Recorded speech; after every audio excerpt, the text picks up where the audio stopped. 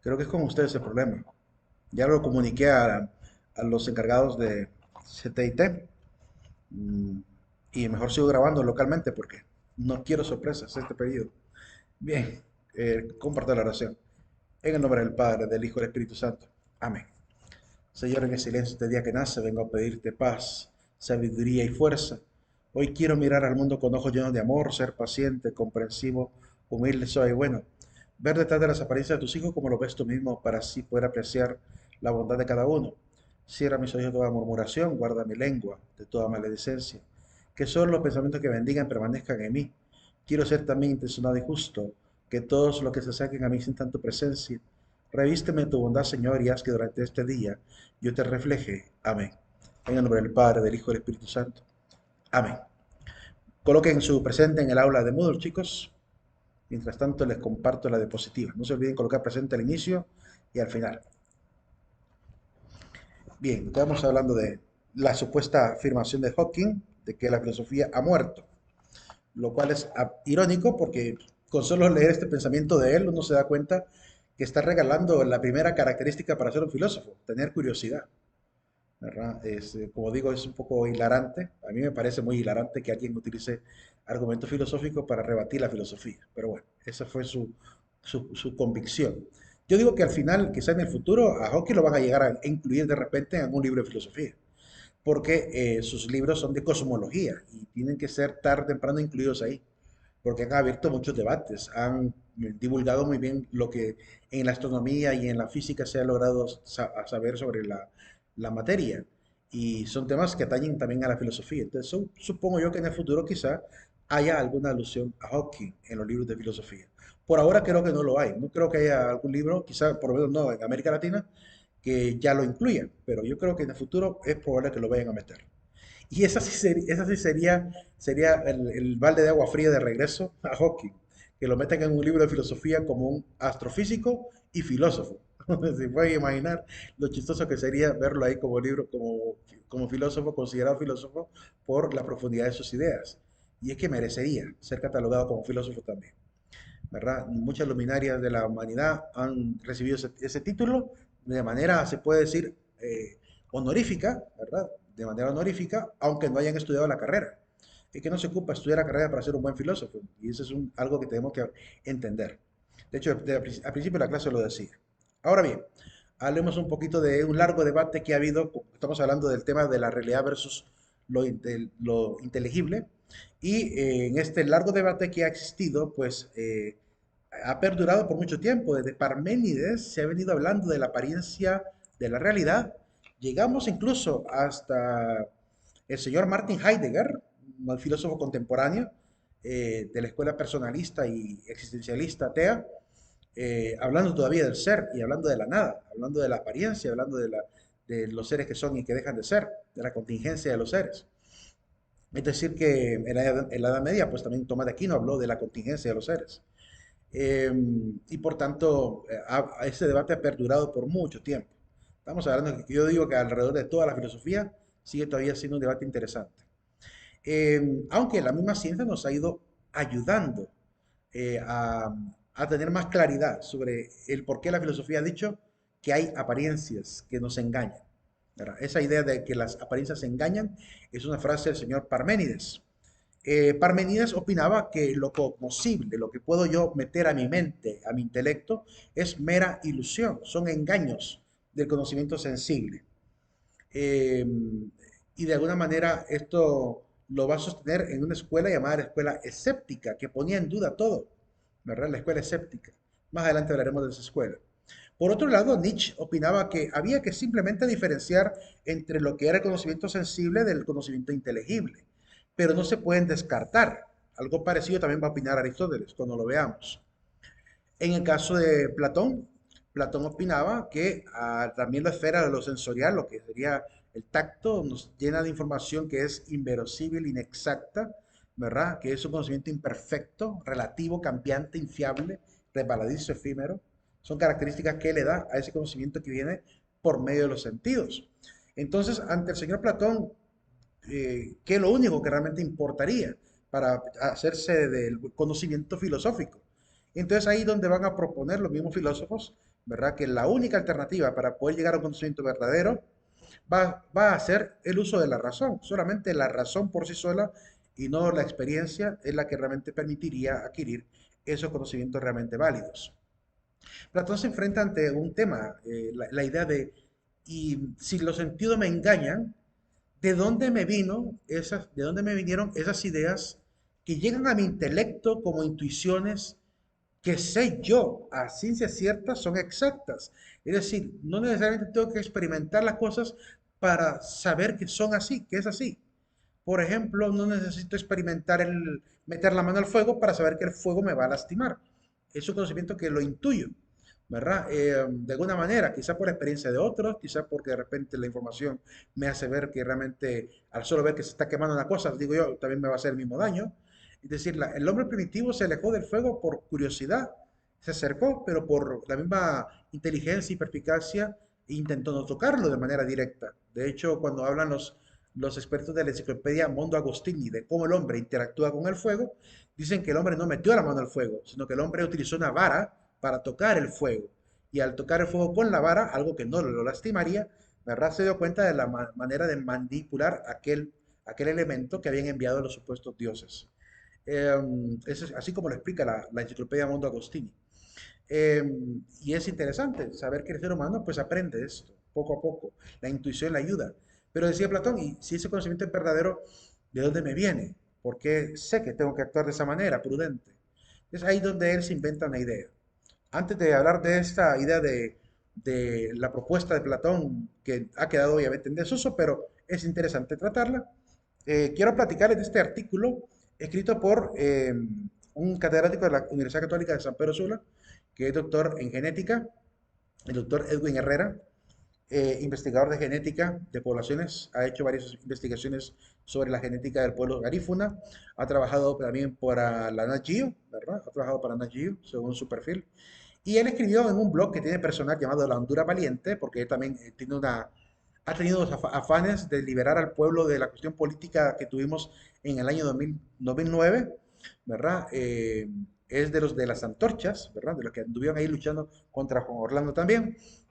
Es de esta gente que tiene, creo que ha sido de los que, aquellos que se hicieron llamar 300 con dignidad, ¿se acuerdan de ese movimiento que hubo?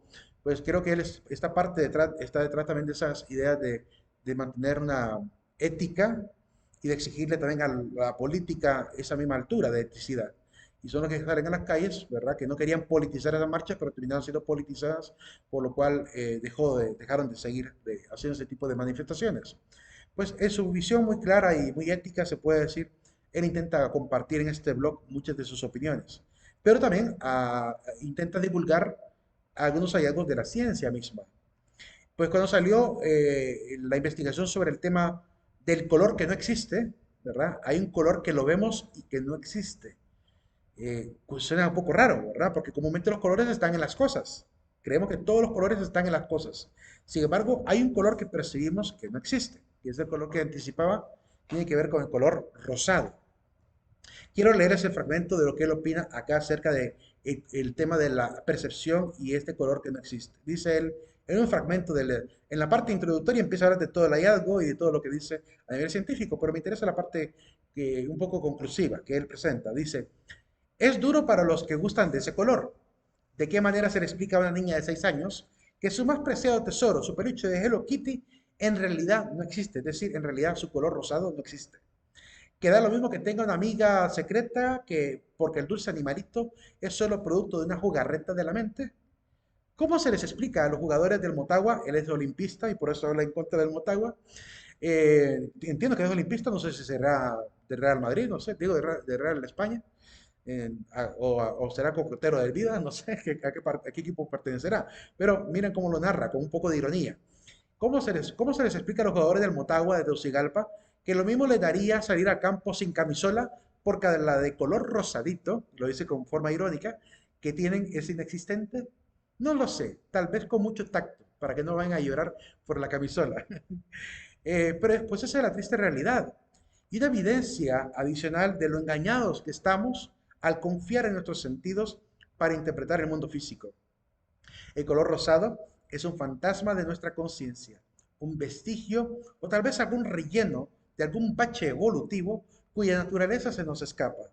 No debería de existir y sin embargo existe. Existe pero solamente aquí. Al igual que las misteriosas partículas que lo componen, el color rosado es y no es al mismo tiempo. Y su existencia depende por entero de la existencia de nuestra propia conciencia. O sea, no sé si alguno ya había descubierto este artículo, ya había leído sobre la inexistencia del color rosado, pero creo que la primera vez que uno se enfrenta a este dato científico de que el color rosado no existe objetivamente en la naturaleza y que solo se transforma ante mis ojos, o se transforma, mejor dicho, a través de los nervios ópticos, se transforma eso que vemos en un color rosado, de alguna manera impacta. Yo creo que impacta a descubrir este tipo de verdades. Así como los científicos se impactaron a descubrir los rayos ultravioleta, los rayos infrarrojos, ¿verdad? Que no los podemos ver, pero están ahí. Así como han descubierto partículas, como el bosón de Higgs que encontraron también. Es decir, que están ahí, están presentes y no los vemos, no los captamos, ¿verdad? Hay mucha información que no estamos recibiendo y otra información que recibimos equivocadamente. Eso nos hace plantearnos la pregunta, ¿realmente puedo estar yo confiando de los sentidos? Sobre esa pregunta vamos a continuar. ¿Qué factores pueden alterar la percepción? Antes de ver a la conclusión de Platón. Se enumeran muchos, ¿verdad? Entre algunos de los que comúnmente hacen dudar sobre la fiabilidad de los sentidos, está, por ejemplo, la fatiga, ¿verdad? El cansancio, el estrés, la fiebre, la enfermedad, el dolor de cabeza, la migraña, las sustancias psicotrópicas, obviamente, porque crean alucinaciones, ¿verdad? La excitación nerviosa, el miedo, el estrés, ¿cómo se puede llamar? La euforia. Todo eso también puede alterar la percepción. Entonces, entonces pretender que el conocimiento que viene por los sentidos sea únicamente es el único válido, ¿verdad? O qué podemos hacer para lidiar con este conocimiento que es tan infiable, tan efímero, como dice el señor Platón. Volviendo un poquito a Platón, voy un poco rápido, pero recuerden que esto tendrán acceso ustedes en sus diapositivas. Pero si hay alguna pregunta, pregunten, chicos. Yo sé que vamos un poco rápido, ¿verdad? Pero así va a tocar que ver un poquito rápida la clase. Pero si hay alguna duda, comentario que quieran ir haciendo, con todo gusto, bienvenido, ¿verdad? Para preguntar o para comentar. Si algo les asombró o algo les hace pensar, algo quieren compartirlo, con todo gusto compártanlo. Em, en este sentido, según Platón, ante el problema que se hacía él, si nuestros sentidos no nos proveen información valiosa o información válida, ¿de dónde proceden entonces esos conocimientos? Por eso es que él llegó a inventar una teoría que se le llama la teoría de la reminiscencia, que es creer que tenemos una preexistencia antes de venir a esta realidad física, donde hemos tenido quizá experiencias y conocimientos provenientes quizá de los dioses. Y esos conocimientos al momento de nacer caemos en el olvido. Y el papel de la educación será el de procurar que el joven poco a poco vaya volviendo a recuperar ese conocimiento que en algún momento perdió. Y a veces de manera espontánea ese conocimiento aparecerá a través de lo que llamamos ciertas intuiciones, que nos ayudan a tener certeza de lo que creemos es lo correcto o es lo verdadero. Entonces, esta es la respuesta que él da un poco mística a la respuesta de dónde vienen estas intuiciones. Los siguientes filósofos ya contemporáneos, modernos, mejor dicho, no contemporáneos, modernos, ¿verdad? De la época del siglo XVI en adelante, eh, llegaron a aparecer algunas escuelas, algunas incluso ligadas a la psicología, como la escuela del intuicionismo, que llegaron a analizar ese tema de qué pasa con la intuición humana, la intuición y el instinto. Esos son los dos elementos que lograron entender. ¿Ese conocimiento viene de forma instintiva o de forma intuida? Porque hay una diferencia clara entre instinto e intuición. En el instinto lo que ocurre es que mi organismo me obliga, ¿verdad? De manera biológica o el ambiente me obliga a irme por un trayecto y encontrarme con una verdad. En este caso, por ejemplo, el instinto de ¿cómo se llama? De tener que salir del edificio para escapar de un terremoto, aunque no se lo han informado, pero si estuviéramos pequeñitos, creo que sería lo más lógico que haría un nene. Si ve que está temblando, ¿verdad? Haría lo posible por ver si están cayendo escombros, salir de ahí. no quedarse ahí porque le pueden caer cosas encima. De manera intuida saldría. Pero también funciona en cierta manera en el ser humano la intuición, que es esta capacidad de predicción, que hemos dicho es una habilidad de la razón, que nos permite anticiparnos a los hechos, nos permite llegar a establecer lo que dijimos, ¿verdad? Ideas contrafácticas que nos previenen sobre lo que debo hacer para evitar cierta posible consecuencia. Podemos incluso pensar de manera contrafáctica de una, dos, tres, cuatro posibilidades o alternativas para evitar cualquiera de esas alternativas que podemos ver como consecuencia del el aquí y el ahora. Entonces, esa es la capacidad intuitiva del hombre. Ahí se ocupa más la razón que el simple hecho de sentir el peligro, como hacen las aves, como hacen, ¿cómo se llama?, el resto de animales que intuyen el peligro cuando ven el humo, cuando ven el fuego, cuando ven el relámpago, ¿verdad? Cuando está tronando, por ejemplo, los perritos que se esconden debajo de la cama, es decir, intuyen cierto peligro. Y eso no es conocimiento, eso es simplemente una reacción, un reflejo natural, ¿verdad? Que viene por el sonido quizá, o que produce obviamente esta alerta en su sistema nervioso. Igual ocurre con el ser humano. Cuando nos enfrentamos a un animal como un tigre, por ejemplo, nos damos cuenta que el tigre lanza una especie de ronroneo que te paraliza. Es decir, ves a un tigre y te empieza a hacer un rugido así, te detienes. Es decir, te asusta. A grado que incluso las serpientes también tienen esa capacidad. La serpiente puede producir un silbido que solo con verla y los ojos pendientes te deja así como que no hayas que hacer. Y te empiezas a alejar lentamente porque te pone en estado de alerta su actitud, su movimiento, su sonido, su mirada, todo. Actúa de manera instintiva ante el peligro. Y la intuición, pues después ha enseñado a entender por qué es necesario huir, ¿verdad? No quedarse ahí parados. Entonces, van ambas sirviendo al ser humano, tanto la intuición como el instinto. El animal solamente tiene instinto según lo que entendemos hasta ahora. Yo, bueno, lo que según ha dicho la filosofía hasta ahora, el animal solamente tiene instinto, el hombre tiene instinto más intuición. Pero yo soy de los que piensa que el animal sí tiene un poco también de intuición. Primitiva, pero la tiene. Siento yo que tiene un cierto grado de intuición porque se nota. Se nota de repente cuando sabe elegir las cosas que le gustan o no le gustan. No sé si ustedes han visto un perro, que si yo todos los días al perrito, digamos, le doy, no sé, le sirvo un huevito frío, así revuelto, y le doy un huevito de comida al perrito, y de pronto come huevito, se come todo el huevito, pero de pronto lo cambio por un filete, ¿ok? La próxima vez que le ponga huevito, no va a querer comer ese huevito, porque va a esperar el filete. Entonces ahí hay como un aprendizaje en el animal. Uno lo nota cuando tiene mascotas, uno nota eso en el animal. Esa capacidad de darse cuenta, si me como esto me voy a llenar y no me van a dar lo otro. Y está esperando que le den filete. Cuando ve que no le dieron el filete, entonces dice, no me van a dar, entonces voy a ir a comer. Se nota que al final tiene que ceder, ¿verdad? Ante ello, pero por un momento se esperan. Yo tengo un perro y él hace eso, ¿verdad? Te tiene que esperar a ver si le doy o no le doy un pedazo de pollo o le voy a terminar dando lo mismo de siempre. Eh, a veces se elige incluso más la comida, digamos, de dog chow que la comida de un huevito estrellado. Entonces, vemos que siente el sentido del gusto del animal, le hace tener cierta, no solamente intuición, sino también, no solamente instinto, sino también una intuición de lo que debe esperar, de lo que debe obtener, ¿verdad? Es parte de lo que podemos notar. Entonces ahí vemos algo primitivo todavía. Por eso soy de los que yo sí creo que el animal no llega al nivel de la intuición humana, pero sí tiene un cierto grado de racionalidad.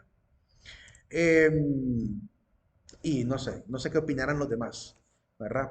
Pero no llego al absurdo, no llego al absurdo, como ha llegado PETA, a decir que los animales son personas. La gente de PETA está loca. Decir que un animal es persona es una barbaridad conceptual, tremenda. No tiene sentido de decir animal porque que sea una persona. Lo vi en PETA Latino, ¿verdad? Los de PETA Latino en la página oficial publicaron, los animales también son personas. Híjole, me arrancaron una risa y a la vez me arrancaron cierto enojo, porque están desinformando. Adrede desinforman, parecen un montón de niños inmaduros que no saben ni siquiera el concepto de persona, no saben entender que es un término que surge por la cultura humana y es aplicado solamente a la cultura humana. La palabra persona viene de persu en la lengua etrusca, significa máscara. Y también los romanos van a utilizar ese término para hablar de aquel que hablaba a través de, per se, la máscara, ¿verdad? A través de la máscara, que sonaba a través de la máscara, per se sonare, que hablaba a través de el sonido, ¿verdad? Que la máscara podía hacer traspasar el sonido para los actores, para los personajes del teatro. Desde ahí viene la etimología y por tanto se ha quedado esa palabra para definir la personalidad de un individuo con su cultura, sus valores, su contextura de convicciones, ¿verdad? Toda su estructura mental para referirse solamente a ello, ¿verdad? Así que es un término que nace de la cultura humana y es para el ser humano. Y venir a decir que el animal también tiene personalidad, o sea, de repente, así como vamos, va a llegar algún día en que quizá alguna rama de la psicología va a decir, vamos a volvernos psicólogos de animales. Interesante sería ver a un psicólogo de un animal, ¿verdad? A ver qué tipo de terapia le van a llevar a cabo. Hay obviamente domesticadores de animales, hay terapeutas de animales, sobre todo para tratar el sistema nervioso de los animales. Es decir, ya existe eso, ya existe, ya se maneja a nivel orgánico esa parte, pero se ve como algo clínico, como algo médico, no se ve como algo psicológico porque la psicología animal es insospechada. A un ser humano le puedes tratar de sacar verdades sobre su consciente o incluso con la hipnosis de su inconsciente o su preconsciente o su subconsciente. Pero el animal, ¿cómo le sacas información para trabajar psicológicamente con él? Entonces me parece que podría haber de repente algunos que traten al animal para ver cómo quitarle lo nervioso a nivel orgánico, con algún tipo de, no sé, alimentación, cuidado. Eso puede llegar a existir, y de hecho ya existe, los veterinarios hacen eso. Pero llegar a decir que es persona me parece un error tremendo. Y sobre todo porque un montón de gente se creyó esa frase y le dieron like, le dieron me encanta. ¿Verdad? Y yo me quedo así, como que, ¿a qué punto vamos a llegar? O sea, va a llegar entonces el punto, de hecho, yo creo que ya hay gente medio así de cucu, ¿verdad? Que incluso ha de haber pretendido casarse con sus propios animales. Creo que ya hay, ya, no sé si en Francia ya hay bodas con animales, ¿verdad? A esa ridiculez se ha llegado en la cultura. Me parece que tenemos que tener bien clara la parte de los conceptos, porque en realidad estamos llegando a unas cuestiones absurdas tremendas. Platón decía que entonces accedemos al conocimiento intelectual a través de la razón. Esta razón nos provee tanto de conceptos como de ideas, ¿verdad? Nos provee que son, obviamente, según él, son ideas inmutables, invariables. Es el único camino para acceder entonces al conocimiento según Platón, la razón. ¿Cómo podemos definir la razón? ¿Cuál será el mejor concepto? Miren, en el diccionario hay muchísimos conceptos. En la filosofía se nos ha enseñado, y de hecho el mismo padre Manuel Carreira en uno de los debates con un ateo, le preguntó al ateo, ¿qué es la materia? Y el ateo le salía con un montón de definiciones raras. Dice, no, no, no, ¿cómo definimos en ciencia la, la- lo- cómo definimos los conceptos en ciencia? Entonces le hace la pregunta él a este ateo, ¿cómo definimos en la ciencia a la materia? Y le dice el ateo una serie de conceptos y él, le responde el sacerdote, lo definimos por sus acciones. La materia, todos los seres y conceptos se definen por sus acciones. Pues yo pretendo también, en vez de darles un concepto pesado, de retórico, sobre lo que es la razón, quiero darles mejor cuáles son esas acciones de la razón, cuáles son esos verbos que ayudan a entender cuáles son las facultades y capacidades y virtudes de la razón. Entonces veamos a continuación. Pero primero Aristóteles y después el concepto de razón, para cerrar con el concepto de razón. Aristóteles, una cosa bien cortita voy a decir, él cree que tanto la parte de la experiencia como de la razón son complementarias. Por tanto, lo sensorial y lo inteligible deben ser algo complementario. Ahora bien, como discípulo, buen discípulo de Platón que fue, cree que la supremacía del conocimiento la tiene el conocimiento intelectual. Entonces, ambos pueden ser útiles. También los mismos filósofos escépticos, va a aparecer un filósofo en la escuela escéptica, no me voy a adelantar, que va a llegar a decir también que hay que considerar que hay conocimiento sensorial que puede ser realmente útil, como punto de partida al menos, pero no se puede despreciar, no se puede decir, No le pongamos caso a esta información solamente porque nos vino de los sentidos. Si caemos en ello, podemos incluso hasta equivocarnos de camino, ¿verdad? Es importante partir de lo sensorial. Ahora bien, la razón, por tanto, según el señor Aristóteles, nos permite abstraer. ¿Abstraer qué? Aquello que es concreto de los conceptos universales. Obtener la síntesis, obtener la idea general. Como dijo Hegel al inicio, cuando miramos a Hegel, obtener esa esencia de los seres. Ese es el papel de la razón según Aristóteles. Abstraer de lo concreto los conceptos universales. Ahora sí, concepto de razón. Concepto bien sencillo. Lo voy a colocar en forma verbal todo para que sea más fácil. La razón, por tanto, queda definida con las siguientes acciones, entre otras, porque no voy a poder meterlos todos. La razón es una facultad humana, ¿verdad? Hasta ahora entendemos que es facultad humana, que nos permite pensar, entender, comprender, conceptualizar, abstraer, analizar, sintetizar, sistematizar, estructurar y ordenar, ¿qué cosa? Los fenómenos o la realidad. Ese sería el concepto más, diría yo, práctico de lo que es la razón, ¿verdad? De lo que se puede llegar a decir. Ahora, si quieren un conocimiento más largo de lo que es la razón, el diccionario de la ACAL que les di en el aula virtual tiene una excelente evolución del concepto. Digo evolución porque ahí considera la postura de varios filósofos que han dado opiniones acerca del concepto. Así como el diccionario filosófico de la Herder, que también trata los conceptos de manera muy amplia, ¿verdad? Tratando de dar, por ejemplo, qué opinaba tal filósofo sobre la razón. Y eso para sumarlo al concepto. Así que puede ser tan amplio como uno quiera o así de sintético para facilitar el camino. Prosiguiendo. Preguntas hasta ahora, chicos. ¿Alguna pregunta o duda? No hay. Ok. Prosiguiendo. La razón tiene capacidades que llamamos intelectivas. Enumeramos por lo menos tres capacidades intelectivas. La primera capacidad es la capacidad que llamamos asociativa, que nos permite transformar los símbolos a conceptos y conceptos a símbolos, ¿verdad? De manera invertida, de manera inversa, se puede hacer también. Normalmente son los conceptos los que inicialmente se convirtieron en símbolos, pero no siempre. Porque, por ejemplo, en el lenguaje, cuando se trata del origen del lenguaje, vemos que primero fueron pequeños dibujos que guardaban conceptos. El primer lenguaje primitivo de la cultura sumeria no fue el cuneiforme, como muchas veces se dice.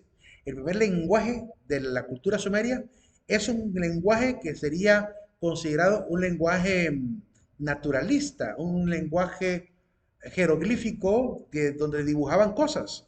Por ejemplo, vaya, si quisieran los sumerios de repente hablar de la palabra, por decir algo, montaña, la palabra montaña, ellos hacían esto, hacían tres cúmulos, así, como en forma de montañitas. Si querían representar la palabra agua, hacían esto, dos líneas así, de manera zigzag, una debajo de la otra, ¿verdad? Si querían representar de repente la palabra mujer, ustedes lo pueden investigar, era un triángulo invertido con una rayita hacia abajo. No me pregunten por qué, pero seguramente tiene que ver con algo muy natural. Si querían representar el caso de la palabra buey, dibujaban una especie de cabeza triangular con dos cachos. ¿Ok? Y la palabra buey. Lo pueden investigar en el origen del lenguaje cuneiforme. Después, esto se va a transformar a cuñas. Ellos van a agarrar, por ejemplo, las montañas y en vez de dibujar tres montañitas, ponían con la pieza de cuña, hacían tres cuñitas, así, invertidas. Tres cuñitas para representar de manera estilizada y rápida la palabra montaña. En vez de estar dibujando ahí dibujitos de montañitas, te agarraban una pieza tallada con esa forma triangular para solamente poner ta, ta, ta, y ya escribían montaña con tres piquitos que ponían en la arcilla, ¿verdad? Y de igual manera así iban estilizando otras palabras como cabeza, dibujaban la cabeza de un ser humano, ¿verdad? Etcétera. Esa es la manera como comenzó el lenguaje humano, como símbolo de conceptos. Primero fue de manera simbólica y después se transformaría en conceptual. Mejor dicho, a cada símbolo le colocaban un concepto. Es que no se puede separar, no se puede separar lo simbólico del objeto, pero lo simbólico del concepto. Lo mismo que hoy en día no podemos separar la palabra del término. Sabemos que existe perdón, la palabra, el vocablo del concepto. Hoy en día el vocablo o término no se puede separar del terminorum. Tenemos el término y el terminorum, eh, que en este caso pues se refiere al significado de la palabra, ¿verdad? Entonces, perdón, estoy equivocado. En latín es terminorum, es el término, y el concepto se describe definiendum. Se le llama definiendum o definición. Entonces no podemos separar el término de la definición. Lo mismo que antes no se podía separar el símbolo del concepto, ¿verdad? Eso es algo normal en el lenguaje. La segunda capacidad es la capacidad predictiva, la que nos permite obviamente anticiparnos a los hechos argumentando, ¿verdad? De manera contrafáctica. Por ejemplo, se aplica muy a menudo y se puede constatar en el ajedrez. El ajedrez, que se maneja como una especie de danza de piezas entre un contrincante y otro, se transforma en una especie de lenguaje de lucha bélica, representada en una serie de símbolos en un tablero. Pues gana quien tenga mejor discurso, por así decirlo. Es decir, aquel que logra anticipar las mejores ideas en ese debate de movimientos, ese es el que gana. El que puede anticipar tres, cuatro jugadas, incluso con solo hacer una jugada, puede ya empezar, puede saber cómo va a ganar la partida. Hay gente que tiene esas capacidades. Hay un caso que lo vimos en las redes sociales de un chico que juega damas chinas y estas damas, como permiten mover piezas hacia adelante, hacia atrás, en diagonal, el chico durante toda la partida estaba avanzando y dando de comida, avanzando y dando de comida, avanzando y dando de comida. Y parecía que estaba perdiendo la partida. Y al final se quedó con una sola pieza. Se quedó con solo una pieza. Y con una sola pieza, cuando el contrincante tenía quizás hasta 8, él hizo una sola jugada y se comió todas las piezas del contrincante. Le ganó la partida con una sola pieza de estas damas chinas. Eh, Tener esa capacidad de hacer que el otro se mueva a mi gusto para que me ubique él las piezas donde yo quiero verlas para después que seguir el algoritmo que yo mismo me he aprendido o lo obligo a que mueva sus piezas para después jugar de esa manera. Así se ganan las partidas. Cuando tengo la capacidad de mover al otro, ¿verdad? Y predecir lo que el otro va a hacer, lo que el otro va a determinar.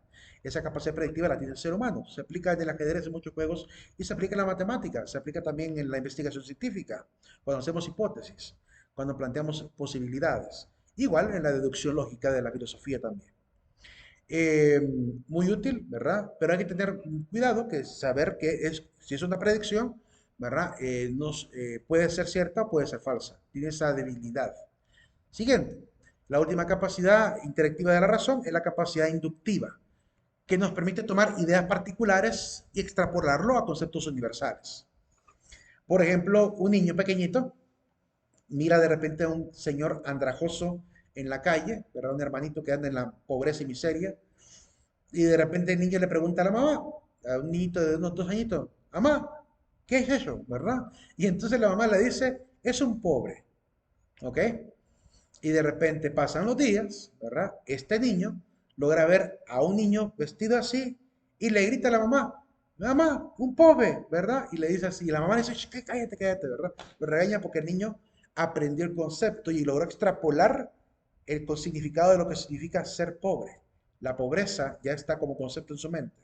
Y ahora siempre que vea a alguien sabrá que está en pobreza. Entonces le extrapoló un dato particular de un individuo singular a todos los demás que comparten las mismas características. Eso es la capacidad inductiva. Extrapolar de una pista particular a un problema general. Lo ocupamos también en la ciencia.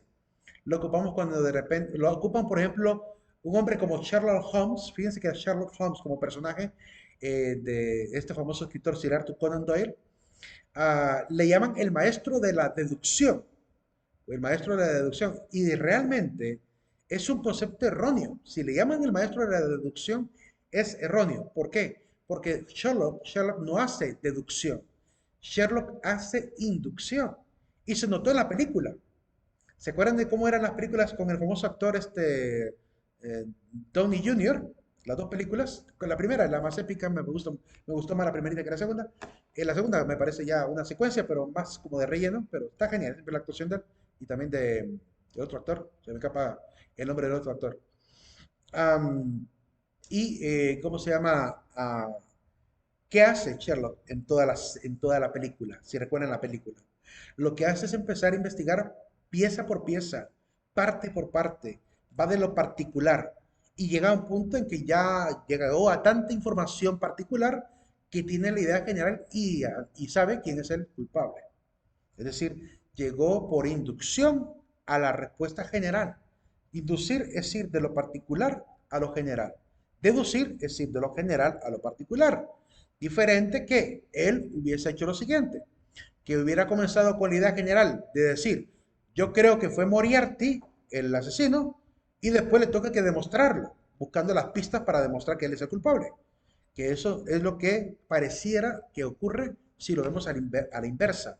Pero lo que realmente ocurre en la película es que él poco a poco se va al lugar donde hay un compuesto, lo prueba, apunta, se lleva a sus conclusiones, se dedica a investigar, se pone a leer, se queda trasnochado buscando alternativas. Es decir, es un hombre que está buscando pista por pista para llegar a lo general.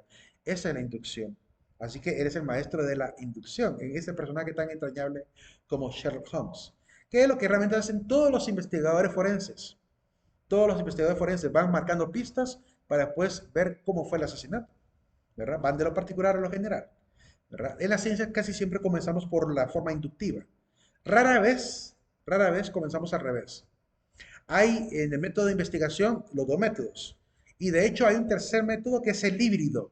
Hay un híbrido que comienza de manera, es un método científico que comienza de manera inductiva hacia lo general y cuando llega a lo general vuelve otra vez hacia lo inductivo, de manera invertida. Una vez que llegó al concepto general o a la búsqueda o a la conclusión, mejor dicho, de la investigación, de ahí en adelante pues lo va aplicando de manera particular a diferentes momentos o fenómenos. Entonces existe esa investigación de tipo híbrida en la metodología de la investigación y es completamente válida, ¿verdad? Pero como digo, la mayoría de la gente que investiga siempre va desde lo particular. Cuando les toque llevar una maestría o doctorado, seguramente les van a pedir que hagan una revisión bibliográfica. Les va a tocar que ir pista por pista viendo lo que han dicho otros autores antes de empezar a meter su tesis, antes de llegar a deslucir qué es lo que propondrán ustedes como tesis dentro de su maestría o doctorado. Eh, Espero que estudien hasta esos niveles, que sigan estudiando, ¿verdad? Les animo a hacerlo, porque el mundo está muy competitivo, ¿verdad? Y hay que ser muy, y además que es una satisfacción personal llegar hasta esos niveles de conocimiento, ayuda mucho a la vida también personal. Les aseguro que le puede ayudar. No se queden solamente con la licenciatura o ingeniería, suban, escalen. Hay tres niveles más encima de la licenciatura en ingeniería y también de la licenciatura en derecho que es la maestría, doctorado y postdoctorado. Son tres. Y si es posible, hasta especialidad. Cuatro. Así que hay mucho por estudiar. No se desanimen, ¿verdad? Si la vida les ha dado la oportunidad y Dios les ha dado la oportunidad y sus padres también quieren darle la oportunidad, no lo desaprovechen, ¿verdad? Porque muchos quisiéramos, yo quisiera estudiar mi doctorado, pero no he podido por mis responsabilidades y también cuestiones personales a nivel económico, tenemos una mega deuda que pagar.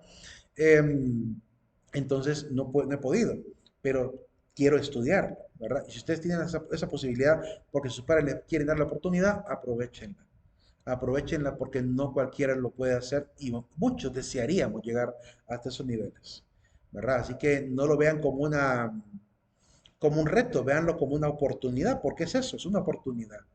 Es un privilegio poder llegar a esos niveles educativos, ¿verdad? No desaprovechen esa oportunidad. Prosiguiendo.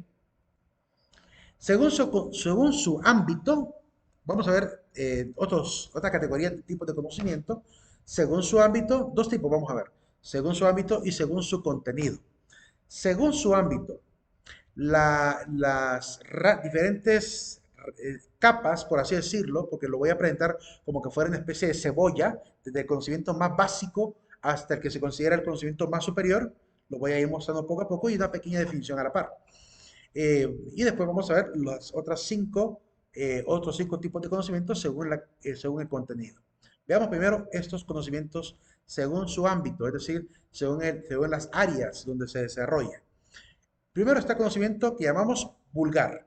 Es el conocimiento del sentido común. Es el conocimiento también a veces prejuicioso que aprendemos en el hogar.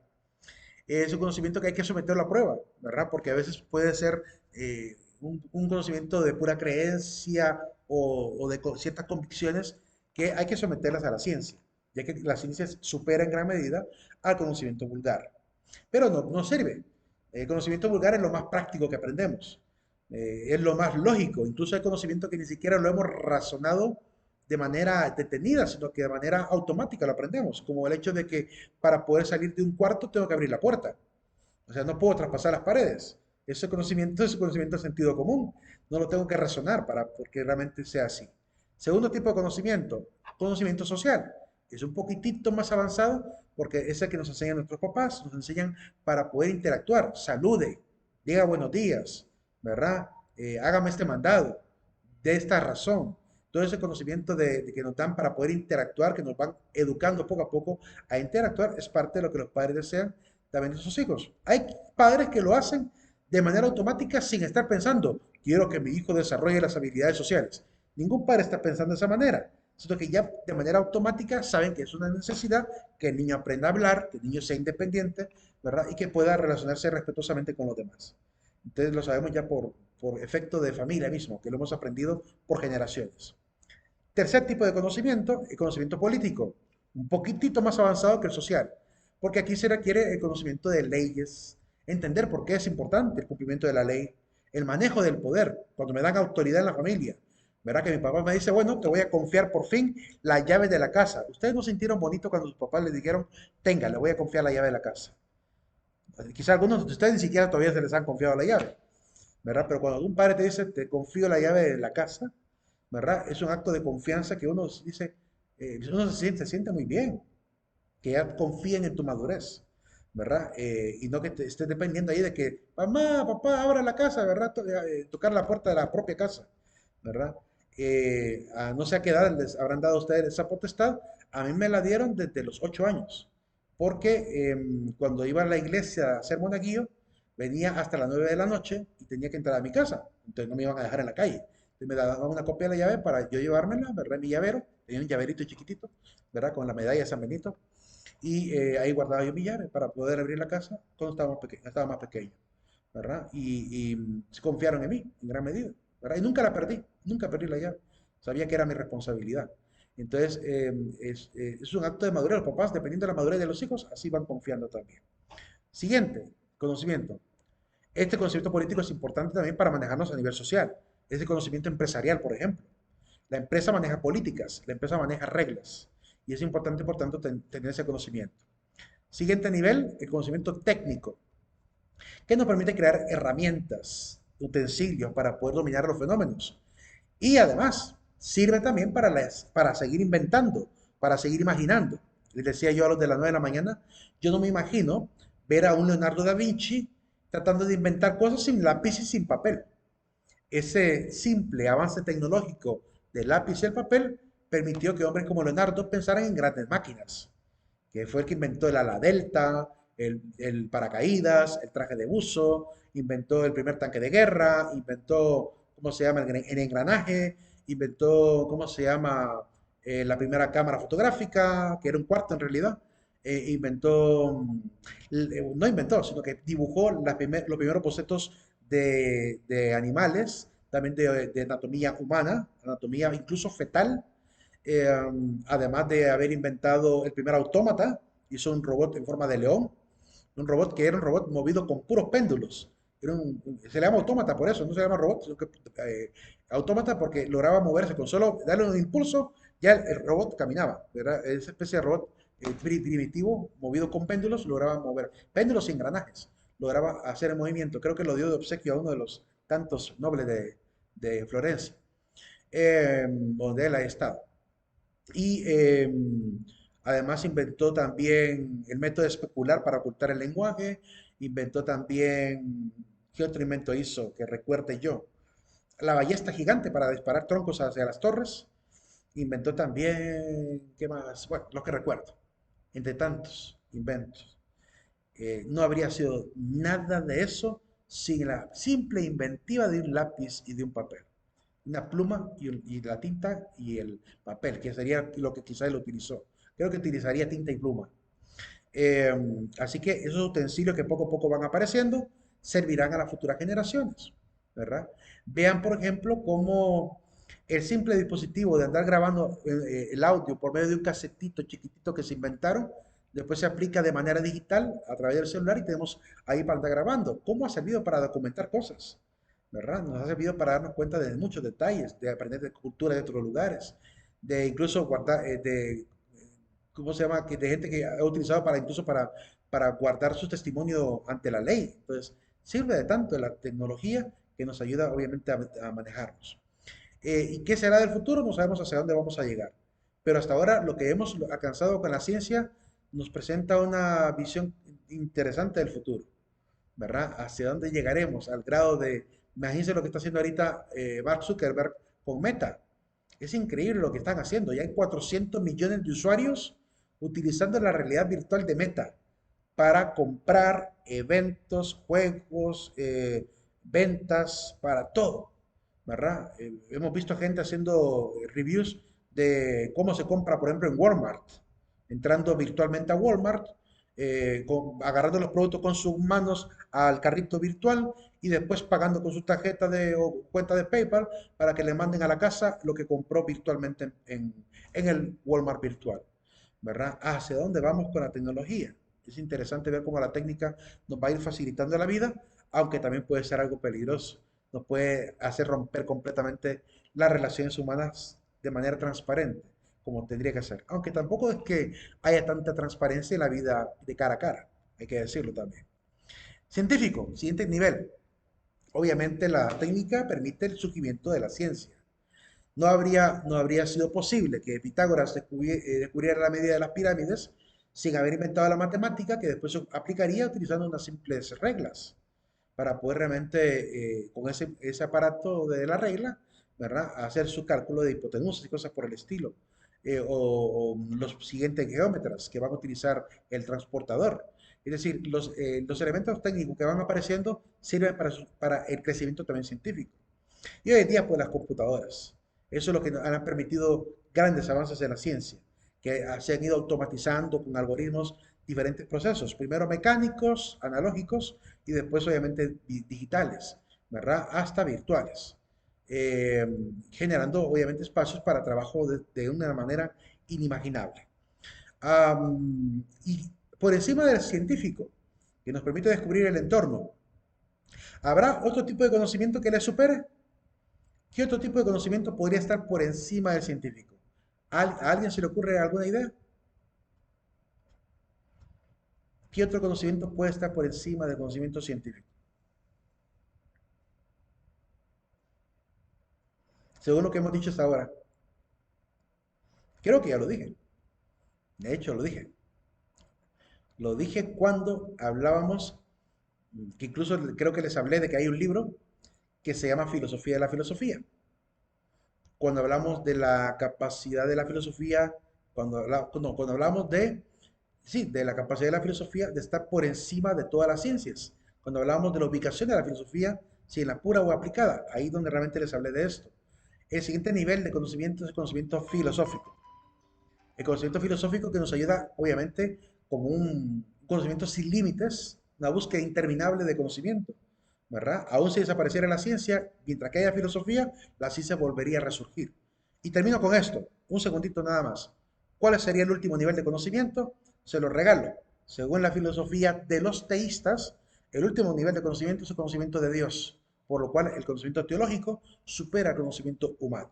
Ahí nos vamos a quedar. No olviden colocar presentes, chicos, en el aula virtual.